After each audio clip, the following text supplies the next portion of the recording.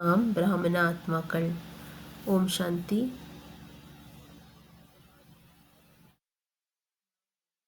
பிராமண ஆத்மாக்கள் நிராகாரமான ஆத்மாக்கள், அதாவது ஷரீரமற்ற ஆத்மாக்கள்.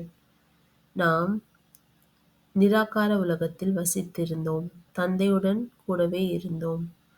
பிறகு நாம் நடிப்பு நடிப்பதற்காக கீழே இறங்கி வந்துள்ளோம்.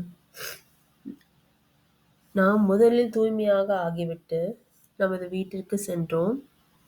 பிறகு 84 பிறவிகளின் நடித்த பிறகு இப்பொழுது மறுபடியும் தூய்மையாக ஆகின்றோம். தந்தைதான் நம்மை முட்களிலிருந்து மலர்களாக ஆக்குகின்றார். ஆகையால் நாம் கூட சொர்க்கத்திற்கு செல்வோம் என்ற ஆசை இருக்கின்றது. நாம் கிருஷ்ணர் போல குழந்தை பிறக்க வேண்டும் என்ற ஆசை இருக்கின்றது. தந்தை நம்மை முட்களிலிருந்து மலர்களாக ஆக்கி சொர்க்கத்தின் எஜமானர்களாக ஆக்குகின்றார்.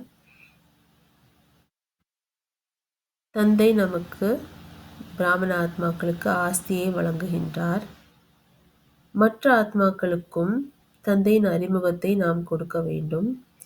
மற்றவர்கள் முக்தி தாமத்தில் சென்று அமர்வார்கள். நாமோ பிராமண ஆத்மாக்கள் சொர்க்கத்திற்கு ஜீவன் முக்தி வாழ்க்கையில் வாழ்ந்து கொண்டிருப்போம். ஓம் சாந்தி.